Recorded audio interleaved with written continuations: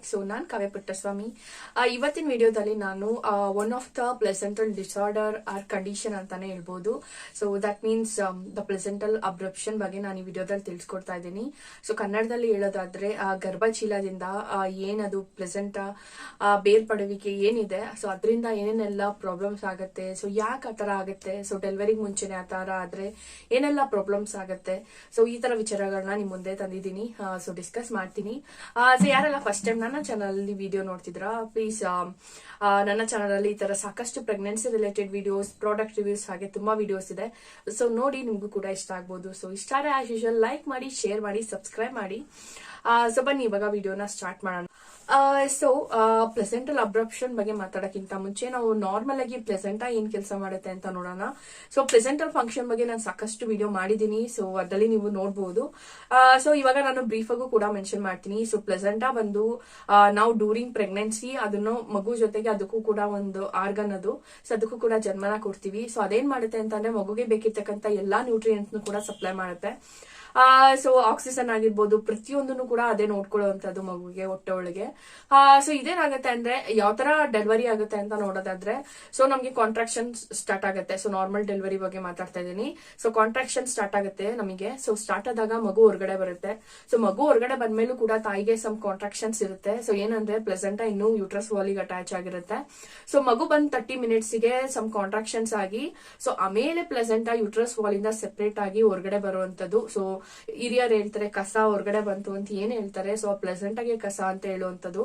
So ಹೊರಗಡೆ ಬರುತ್ತೆ. ಇದು ಆಕ್ಚುಯಲ್ ಪ್ರೋಸೆಸ್. ನಾರ್ಮಲ್ ಆಗಿ ಪ್ಲೆಸೆಂಟಾ ಬರೋದು ಮಗು ಆದ್ಮೇಲೆ ಪ್ಲೆಸೆಂಟಾ ಯೂಟ್ರಸ್ ವಾಲ್ ಇಂದ ಸೆಪರೇಟ್ ಆಗಿ ಬರುವಂತದ್ದು.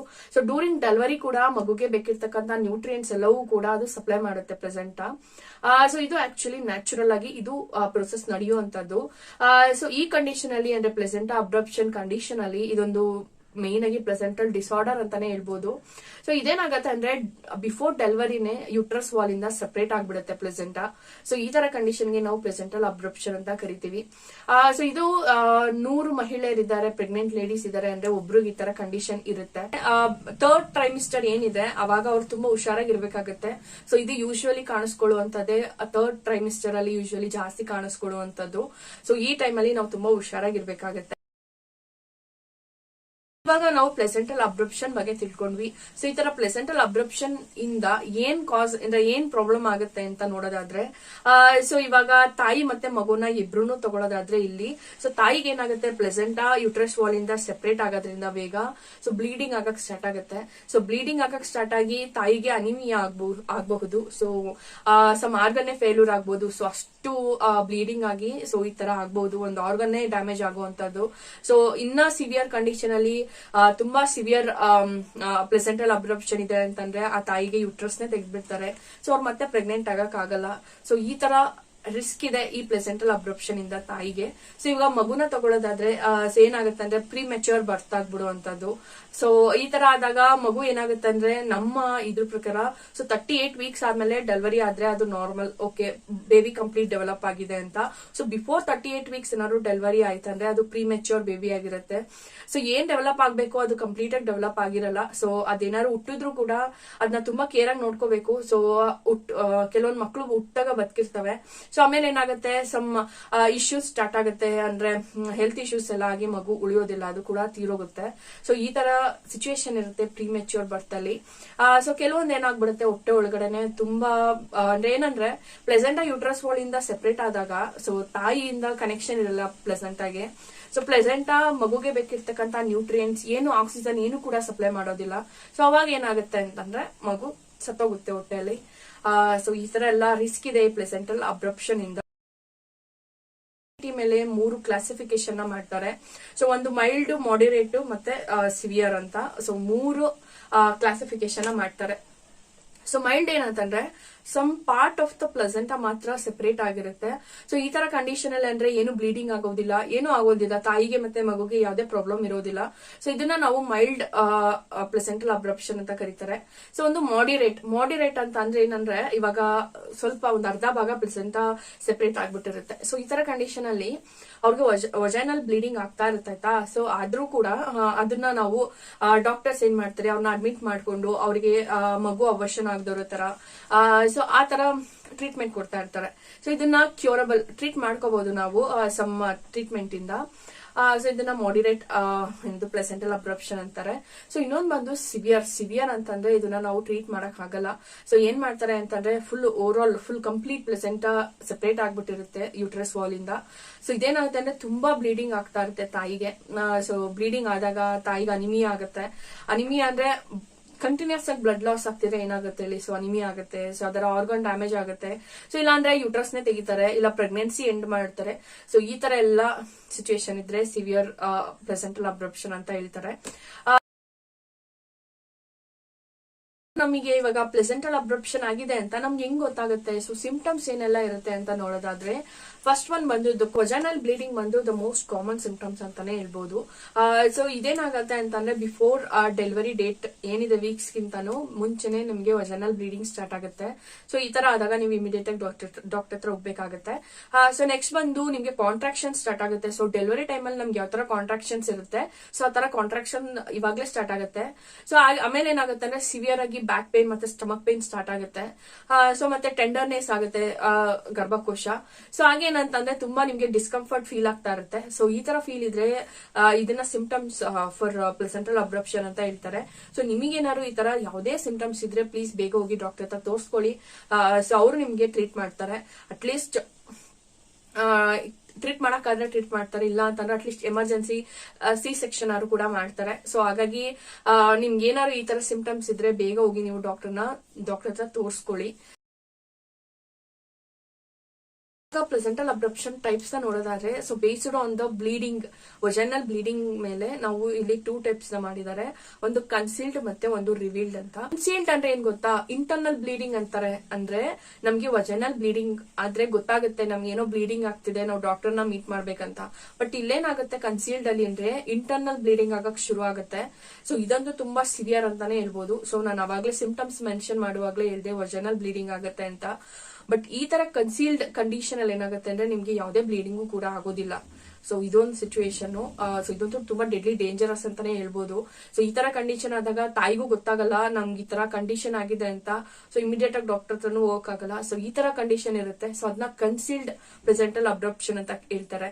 ಸೊ ರಿವೀಲ್ಡ್ ಅಂದ್ರೆ ನಮ್ಗೆ ವಜೈನಲ್ ಬ್ಲೀಡಿಂಗ್ ಆಗುತ್ತೆ. ಸೊ ಆದಾಗ ನಾವು ಇಮಿಡಿಯೇಟ್ ಆಗಿ ಡಾಕ್ಟರ್ ಹತ್ರ ಹೋಗ್ಬೋದು. ಸೊ ಯೂಶಲಿ ಮೂವೀಸ್ ಅಲ್ಲಿ ನೋಡಿರ್ತೀವಿ. ಸೊ ಏನಾದ್ರು ನಾವು ಪ್ರೆಗ್ನೆಂಟ್ ಲೇಡೀಸ್ ಏನಾದ್ರು ಹೊಟ್ಟೆನ ನೆಲ್ಲು ಕೊಡ್ಸ್ಕೊಂಡಾಗ, ಸೊ ಏನಾದ್ರು ಆಕ್ಸಿಡೆಂಟ್ಸ್ ಆದಾಗ, ಸೊ ಇಮಿಡಿಯೇಟ್ ಆಗಿ ಅವ್ರಿಗೆ ಬ್ಲೀಡಿಂಗ್ ತೋರಿಸ್ತಾ ಇರ್ತಾರೆ. ನಾವು ಮೂವೀಸ್ ಅಲ್ಲಿ ತುಂಬಾ ನೋಡಿದೀವಿ. ಸೊ ಅವ್ರನ್ನ ಅಡ್ಮಿಟ್ ಮಾಡಿದಾಗ ಹಾಸ್ಪಿಟಲ್ ಅಲ್ಲಿ ಸೊ ತಾಯಿ ಉಳ್ಸಕ್ಕಾಗತ್ತೆ, ಇಲ್ಲ ಮಗು ಉಳ್ಸಕ್ಕಾಗತ್ತೆ, ಸೊ ಇಬ್ರು ಕೂಡ ಉಳ್ಸಕ್ಕಾಗಲ್ಲ ಅಂತ ಹೇಳ್ತಾರೆ. ಸೊ ಇನ್ನ ಸರ್ಟನ್ ಕಂಡೀಷನ್ ಅಲ್ಲಿ ಗರ್ಭಕೋಶನೇ ತೆಗ್ದಿದೀವಿ, ಈ ತರ ಎಲ್ಲ ತೋರಿಸಿರ್ತಾರೆ. ಸೊ ಸಾಕಷ್ಟು ಫಿಲ್ಮ್ಸ್ ಅಲ್ಲಿ ನಾವು ನೋಡಿದೀವಿ.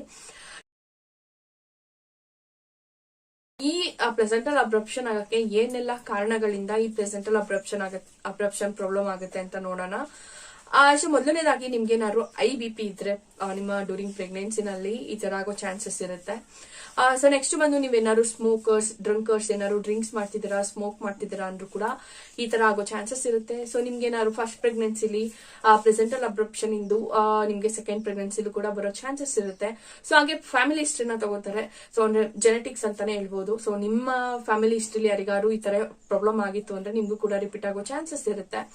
ಸೊ ಹಾಗೆ ನೀವೇನಾದ್ರೂ ತುಂಬಾ ಏರ್ ಪೊಲ್ಯೂಷನ್ ಅಲ್ಲಿ ಇದ್ದೀರಾ ಅಂದ್ರೆ, ಇವಾಗ ಈ ದೆಹಲಿ ಈ ಕಡೆ ಎಲ್ಲ ಇರ್ತಿರಲ್ಲ, ತುಂಬಾ ಏರ್ ಪೊಲ್ಯೂಷನ್ ಇರುತ್ತೆ ಆ ಕಡೆ. ಸೊ ಆ ತರ ಎನ್ವೈರನ್ಮೆಂಟ್ ಅಲ್ಲಿ ಇದ್ದೀರಾ ಅಂತಂದ್ರೆ ನಿಮ್ಗೆ ಆಗೋ ಚಾನ್ಸಸ್ ಇರುತ್ತೆ. ಸೊ ನೀವೇನಾದ್ರು ಅಸ್ತಮಾ ಪೇಷಂಟ್ ಆಗಿದ್ದೀರಾ ಅಂದ್ರೂ ಕೂಡ ನಿಮ್ಗೆ ಬರೋ ಚಾನ್ಸಸ್ ಇರುತ್ತೆ. ಸೊ ನೀವೇನಾದ್ರು ಮೊದಲನೇ ಡೆಲಿವರಿ ಸಿ ಸೆಕ್ಷನ್ ಮಾಡಿಸ್ಕೊಂಡಿದ್ದೀರಾ ಅಂದ್ರೂ ಕೂಡ ಸೆಕೆಂಡ್ ಟೈಮ್ ಬರೋ ಚಾನ್ಸಸ್ ಇರುತ್ತೆ. ನೀವೇನಾದ್ರು ಓಲ್ಡ್ ಆಗಿ ಅಂದ್ರೆ 35 ಇಯರ್ಸ್ ಆದ್ಮೇಲೆ ಏನಾದ್ರು ಪ್ರೆಗ್ನೆಂಟ್ ಆಗಿದ್ದೀರಾ ಅಂದ್ರೂ ಕೂಡ ಇದು ರಿಪೀಟ್ ಆಗೋ ಚಾನ್ಸಸ್ ಇರುತ್ತೆ. ಸೊ ನಿಮ್ಮ ಯುಟ್ರಸ್ ಅಲ್ಲಿ ಏನಾದ್ರು ಇನ್ಫೆಕ್ಷನ್ ಇದೆ ಅಂದ್ರೂ ಕೂಡ ನಿಮ್ಗೆ ಇದು ಬರೋ ಚಾನ್ಸಸ್ ಇರುತ್ತೆ. ಸೊ ಹಾಗೆ ನೋಡೋದಾದ್ರೆ ಸೊ 37 ವೀಕ್ಸ್ ಗಿಂತ ಮುಂಚೆನೆ ಇದು ವಾಟರ್ ಬ್ರೇಕ್ ಆಗುತ್ತೆ ಗೊತ್ತಾ. ಸೊ ಪಾಪು ಸುತ್ತ ಅಮ್ನಾಟಿಕ್ ಫ್ಲೂಯಿಡ್ಸ್ ಇರುತ್ತಲ್ಲ, ಸೊ ಆ ವಾಟರ್ ಬ್ರೇಕ್ ಏನಾದ್ರು 37 ವೀಕ್ಸ್ ಬಿಫೋರ್ ಆದ್ರೂ ಕೂಡ ಈ ಪ್ಲೆಸೆಂಟಲ್ ಅಬ್ರಪ್ಷನ್ ಆಗೋ ಚಾನ್ಸಸ್ ಇರುತ್ತೆ. ಸೊ ಹಾಗೆ ಏನಾದ್ರು ಕಾರ್ ಆಕ್ಸಿಡೆಂಟ್ಸ್ ಗಳು ಮಾಡ್ಕೊಳ್ಳೋದು, ನಾವೇ ಬೀಳೋ ಅಂತದ್ದು, ಹೊಟ್ಟೆ ಏನಾದ್ರು ನೆಲ ಕೊಡಿಯುವಂತದ್ದು, ಸೊ ಈ ತರ ಕಂಡೀಷನ್ ಆದ್ರೂ ಕೂಡ ಈ ಪ್ಲೆಸೆಂಟಾ ಸೆಪರೇಟ್ ಆಗೋ ಚಾನ್ಸಸ್ ಇರುತ್ತೆ. ಸೊ ಹಾಗೆ ಏನಂತಂದ್ರೆ ಭಾರವಾಗಿರೋ ವಸ್ತುನ ಇತ್ತು ಅಂತದ್ದು, ಸೊ ಈ ತರ ಮಾಡೋದ್ರಿಂದನೂ ಕೂಡ ನಮ್ಗೆ ಪ್ಲೆಸೆಂಟಲ್ ಅಬ್ರಪ್ಷನ್ ಬರುತ್ತೆ. ನಿಮ್ಮ ನೀವೇನಾದ್ರು ಟ್ವಿನ್ಸ್ ಮತ್ತೆ ಟ್ರಿಪ್ಲೆಟ್ಸ್ ಈ ತರ ಅಂದ್ರೆ ಒಂದೇ ಸಲ ಪ್ರೆಗ್ನೆನ್ಸಿಲಿ ಟ್ವಿನ್ಸ್ ಮತ್ತೆ ಟ್ರಿಪ್ಲೆಟ್ಸ್ ಏನಾದ್ರು ಮಗು ಇತ್ತಂದ್ರೂ ಕೂಡ ಈ ಪ್ಲೆಸೆಂಟಲ್ ಅಬ್ರಪ್ಷನ್ ಪ್ರಾಬ್ಲಮ್ ಆಗುತ್ತೆ. ಸೊ ಇಷ್ಟೆಲ್ಲಾ ಕಾರಣಕ್ಕೂ ಕೂಡ ಪ್ಲೆಸೆಂಟಲ್ ಅಬ್ರಪ್ಷನ್ ಬರುವಂತದ್ದು ಅಂದಾಗ ನಿಮ್ಗೆ ಯಾವ ತರ ಟ್ರೀಟ್ ಮಾಡ್ತಾರೆ ಅಂತ ನೋಡೋದಾದ್ರೆ, ಸೊ ನೀವು ಮೊದಲಿಗೆ ಹೋಗ್ತೀರಾ. ಸೊ ಮೊದಲಿಗೆ ಹೋದಾಗ ಅವರು ಸ್ಕ್ಯಾನ್ ಮಾಡಿ ನೋಡ್ತಾರೆ. ಸೊ ಸ್ಕ್ಯಾನ್ ಮಾಡಿ ನೋಡ್ತಾರೆ, ಮಗುದು ಹಾರ್ಟ್ ಬೀಟ್ ನ ನೋಡ್ತಾರೆ. ಸೊ ಮಗು ಏನಾದ್ರು ಸಿವಿಯರ್ ಆಗಿದ್ರೆ, ಏನಾದ್ರು ಸಿವಿಯರ್ ಪ್ಲೆಸೆಂಟಲ್ ಅಬ್ರಪ್ಷನ್ ಆಗಿ ಮಗು ಸತ್ತೋಗಿದ್ಯಾ ಏನು ಅಂತ ಮಗು ಹಾರ್ಟ್ ಬೀಟ್ ನ ಚೆಕ್ ಮಾಡ್ತಾರೆ. ಸೊ ಬೇಸ್ಡ್ ಅಂತ ನೀವು ಪ್ರೆಗ್ನೆನ್ಸಿಗೆ ಎಷ್ಟು ವೀಕ್ ಪ್ರೆಗ್ನೆನ್ಸಿಲಿ ಇದ್ದೀರಾ ಅಂತ ನೋಡ್ಕೊಂಡು ಅವರು ಟ್ರೀಟ್ ಮಾಡ್ತಾರೆ. ಸೊ ನೀವೇನಾದ್ರು ಮೋರ್ ದನ್ 37 ವೀಕ್ಸ್ ಅಲ್ಲಿ ಇದ್ದೀರಾ ಅಂತಂದ್ರೆ ಎಮರ್ಜೆನ್ಸಿ ಆಗಿ ಸಿ ಸೆಕ್ಷನ್ ಮಾಡಿ ಮಗುನ ಹೊರಗಡೆ ತೆಗಿತಾರೆ. ಸೊ ಅಕಸ್ಮಾತ್ ಏನಾದ್ರು ನೀವು ಇನ್ನೂ ಅಂದ್ರೆ 30 ವೀಕ್ಸ್ 32 ವೀಕ್ಸ್ ಈ ತರ ಇದ್ದೀರಾ ಅಂದಾಗ ಸೊ ಕಾರ್ಟಿಕೋಸ್ಟಿರಾಯ್ಡ್ಸ್ ಅಂತ ಬರುತ್ತೆ. ಇವಾಗ ನಾನು ಮೈಲ್ಡ್, ಮಾಡಿರೇಟ್ ಮತ್ತೆ ಸಿವಿಯರ್ ಅಂತ ಹೇಳ್ದೆ ಅಲ್ವಾ. ಸೊ ನೀವೇನಾದ್ರು ಮೈಲ್ಡ್ ಅಥವಾ ಮಾಡಿರೇಟ್ ಕಂಡೀಷನ್ ಅಲ್ಲಿ ಇದ್ದೀರಾ ಅಂತ ಡಾಕ್ಟರ್ ಗೊತ್ತಾದಾಗ ಸೊ ಅವ್ರೇನ್ ಮಾಡ್ತಾರೆ, ಕಾರ್ಟಿಕೋಸ್ಟಿರಾಯ್ಡ್ಸ್ ಅಂತ ಟ್ಯಾಬ್ಲೆಟ್ ಕೊಡ್ತಾರೆ. ಸೊ ಈ ಟ್ಯಾಬ್ಲೆಟ್ ಇಂದ ಏನಾಗುತ್ತೆ, ನಿಮ್ಮ ಮಗು ಬೇಗ ಡೆವಲಪ್ ಆಗುತ್ತೆ. ಸೊ ಡೆವಲಪ್ ಆದ್ಮೇಲೆ ಅವರು ಎಮರ್ಜೆನ್ಸಿ ಸಿ ಸೆಕ್ಷನ್ ಮಾಡಿ ಮಗುನ ಹೊರಗಡೆ ತೆಗಿತಾರೆ. ಸೊ ನೆಕ್ಸ್ಟ್ ಏನ್ ಮಾಡ್ತಾರೆ, ನಿಮ್ಗೆ ಏನಾದ್ರು ಬ್ಲಡ್ ಲಾಸ್ ಆಗಿ ತಾಯಿಗೆ ಏನಾದ್ರು ಅನಿಮಿಯಾ ಆಗಿದೆ, ತುಂಬಾ ಸಿವಿಯರ್ ಆಗಿ ಬ್ಲಡ್ ಲಾಸ್ ಆಗ್ತಿದೆ ಅಂದ್ರೆ ಅವ್ರಿಗೆ ಬ್ಲಡ್ ಸಪ್ಲೈ ಮಾಡ್ತಾರೆ. ಸೊ ಹಾಗೆ ಏನಾದ್ರು ನೀವು ನಾನು ಆಗ್ಲೇ ಹೇಳ್ದಂಗೆ ಮೈಲ್ಡ್ ಮತ್ತೆ ಮಾಡಿರೇಟ್ ಕಂಡೀಷನ್ ಅಲ್ಲಿ ಇದ್ದೀರಾ ಅಂದಾಗ ನಿಮ್ಗೆ ಒಜನಲ್ ಬ್ಲೀಡಿಂಗ್ ಆಗ್ತಿದೆ ಅಂತಂದ್ರೆ ನಿಮ್ನ ಹಾಸ್ಪಿಟಲ್ ಅಲ್ಲಿ ಅಡ್ಮಿಟ್ ಮಾಡ್ಕೊಂಡು ನಿಮ್ಗೆ ಟ್ರೀಟ್ ಮಾಡ್ತಾರೆ. ಸೊ ಯಾವಾಗ ಬ್ಲೀಡಿಂಗ್ ನಿಲ್ಲುತ್ತೆ, ಸೊ ಸೇಫ್ ಇದೆ ಏನಿಲ್ಲ ಮನೆಗೆ ಹೋಗ್ಬೋದು ಅಂದಾಗ ಕಳಿಸ್ತಾರೆ. ಇಲ್ಲ ಅಂದ್ರೆ ಡೆಲಿವರಿವರೆಗೂ ಕೂಡ ಹಾಸ್ಪಿಟಲ್ ಅಲ್ಲಿ ಇಟ್ಕೊಂಡ್ರು ಅವ್ರು ಮಾನಿಟರ್ ಮಾಡ್ತಾ ಇರ್ತಾರೆ. ಸೊ ಯಾವಾಗ ಮೈಲ್ಡ್ ಮಾಡಿರೇಟ್ ಇದ್ರೆ ಯಾವಾಗ ಬೇಕಾದ್ರೂ ಕೂಡ ಸಿವಿಯರ್ ಆಗಬಹುದು ಪ್ಲೆಸೆಂಟಲ್ ಅಬ್ರಪ್ಷನ್. ಸೊ ಆ ತರ ಅವರು ಮಾನಿಟರ್ ಮಾಡ್ತಾ ಇರ್ತಾರೆ. ಸೊ ಏನು ಪ್ರಾಬ್ಲಮ್ ಇಲ್ಲ ಅಂದ್ರೆ ಮನೆಗೆ ಕಳಿಸ್ತಾರೆ, ಇಲ್ಲ ಅಂತಂದ್ರೆ ಹಾಸ್ಪಿಟಲ್ ಅಲ್ಲಿ ಇಟ್ಕೊಂಡು ಮಾನಿಟರ್ ಮಾಡುವಂತದ್ದು. ಸೊ ಇನ್ನ ಸಿವಿಯರ್ ಆಗಿ ಪ್ಲೆಸೆಂಟಲ್ ಅಬ್ರಪ್ಷನ್ ಆಗಿದೆ ಅಂತಂದ್ರೆ ತಾಯಿಗೆ ಗರ್ಭಕೋಶನೇ ತೆಗೆದು ಬಿಡ್ತಾರೆ. ಏನಕ್ಕೆ ಅಂದ್ರೆ ಸಿವಿಯರ್ ಆಗಿ ಬ್ಲಡ್ ಲಾಸ್ ಆಗ್ತಾನೆ ಇರುತ್ತೆ. ಸೊ ಈ ತರ ಬ್ಲಡ್ ಲಾಸ್ ನ ನಾವು ಕಂಟ್ರೋಲೇ ಮಾಡಕ್ ಆಗ್ತಿಲ್ಲ ಅಂದಾಗ ಆರ್ಗನ್ನೇ ತೆಗೆದು ಬಿಡ್ತಾರೆ. ಸೊ ನಾವು ಮತ್ತೆ ಪ್ರೆಗ್ನೆಂಟ್ ಆಗೋ ಚಾನ್ಸಸ್ ಇರಲ್ಲ. ಸೊ ಹಾಗೇನಂತಂದ್ರೆ ಸೊ ಇನ್ನ ಸಿವಿಯರ್ ಕಂಡೀಷನ್ ಅಲ್ಲಿ ತಾಯಿನೇ ಕೂಡ ಡೆತ್ ಆಗೋ ಚಾನ್ಸಸ್ ಇರುತ್ತೆ. ಸೊ ಈ ತರ ಎಲ್ಲ ನೋಡ್ಕೊಂಡು ಅವರು ಟ್ರೀಟ್ ನ ಮಾಡ್ತಾರೆ. ಸೊ ಪ್ಲೆಸೆಂಟಲ್ ಅಬ್ರಪ್ಷನ್ ಬಗ್ಗೆ ನನಗೆ ಇವಾಗ ಫೀಲ್ ಆಗ್ತಾ ಇದೆ.